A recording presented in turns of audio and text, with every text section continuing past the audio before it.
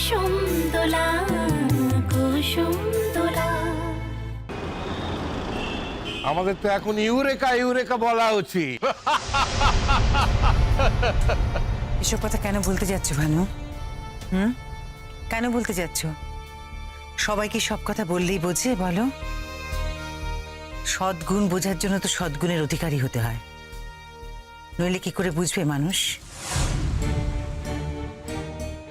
যে কার মধ্যে সদ্গুণ আছে, কোনটাই বা সদ্গুণ? কি করে বুঝবে বলো তো? কি বললি তুই? এমএস কি বল না, আবার বল তুই কি বললি? তোর এত বড় সাহস, তুই আমাকে অপমান করলি? হ্যাঁ হ্যাঁ, তা আমাকে করলি তো স্বামীকে অপমান করলি? তুই কি ভেবেছিস তার কোনো গুণ নেই, তার কোনো সদ্গুণ নেই, এটাই তো বলতে চাইছিস তাই তো? বাবা কিসের এত জোর রে তোর নিজ, কি কিসের এত জোর, কোথা থেকে পেয়েছিস? হ্যাঁ, তোর বউ থেকে? তোর ছেলের বউ ডাক্তার হবে, ডাক্তার হলে নোজগের করে তোকে একবার রাজরানী করে রাখবে তাই না? তাই এখন থেকে তুই তার পা চাড়ছিস।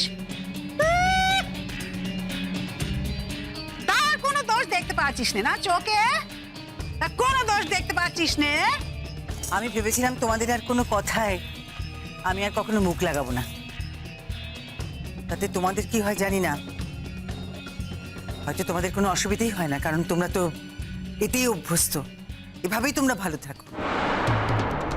কিন্তু আমার ভালো লাগে না, একটুও ভালো লাগে না, আমার খুব খারাপ লাগে। আমি যে ভেবেছিলাম যে আমি তোমাদের কোনো কথার মধ্যে থাকবো না, কিন্তু দিদি তুমি মাঝে মাঝে এমন একটা কথা বলো না, বোবার মুখে বুলি ফুটে যাবে। আচ্ছা, এতদিন আমাকে দেখার পর তোমাদের কি এটাই মনে হয় যে আমি ইমন কবে ডাক্তার হবে, কবে অনেক টাকা রোজগার করবে, সেই জন্য ওর পক্ষে হয়ে কথা বলি? এটা মনে হয় তোমাদের? কি করে বলো তো? আজ পর্যন্ত আমি কারো কাছে কিছু চেয়েছি? তোমার দেওরের কাছে কি কিছু চেয়েছি? না উনি আমাকে কিছু দিয়েছেন? অবৌঠান, কচি বইয়ের মতো জিজ্ঞেস করছি, দেখো আমার কাছে কি চেয়েছে, আমি কি দিয়েছি?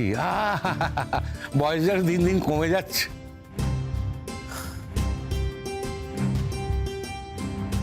মেজো বৌঠান, তুমি থাকো একটা জয়েন্ট ফ্যামিলিতে, দাদিবা তোমাকে আলাদা করে কি দেবে, তুমি বা আলাদা করে দাদার কাছে কি চাইবে?